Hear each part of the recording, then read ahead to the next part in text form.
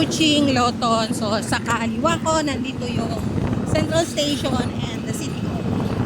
At sa kanan ko naman, ang Intramuros.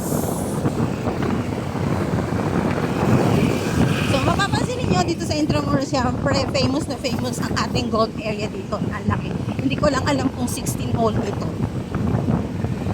Philip, nandito rin ang Mapua University.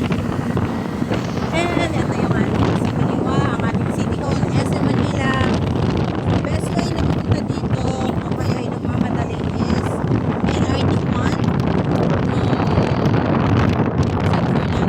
San Fernando Station, Calabang Station. Extended na yung LRT1. Ay, Lagos nila, passing through, going to National Museum. Sa left natin. So, every Monday close to. So, isa lang kasi tourist spots city, ano yung parang city tour. So, if you're going to Intramuros, isa naman. So, meron tayong mga available na tourist guide. So, napalitan nga na may mga senior citizen na 15 seniors.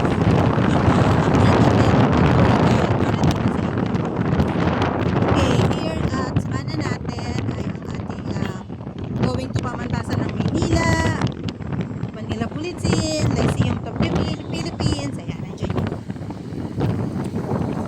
Okay, National Park Development Committee ang ating nasa kanan. So, nandiyan na rin yung ating Concerto Park. Ito yung Luneta area natin.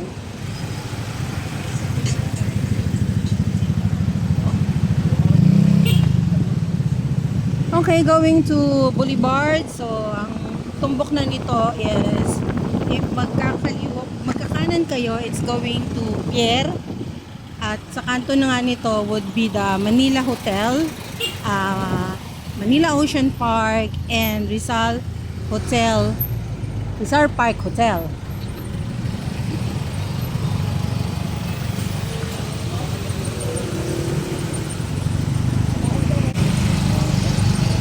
Okay, best way papuntang Luneta is, yun nga, LRT1.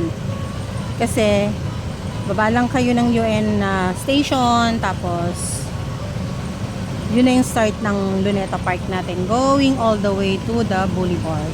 Going all the way to Manila Ocean Park. If you're planning to naman na mag-walkathon from Luneta, going to Intramuros, dito lang kayo sa Boulevard maglalakad. Actually, very nice. Very nice na maglakad from Luneta going to Intramuros kasi makikita, madadaanan nyo rin yung different landmarks. Like ito nga, no, Ninoy Aquino, Cory Aquino, yan. And marami pa iba. It will only take you mga around 30 minutes from Luneta to Intramuros. Papasok na going to Pier. Kung hindi naman, merong available na jeep dito sa may kanan natin going all the way to Intramuros.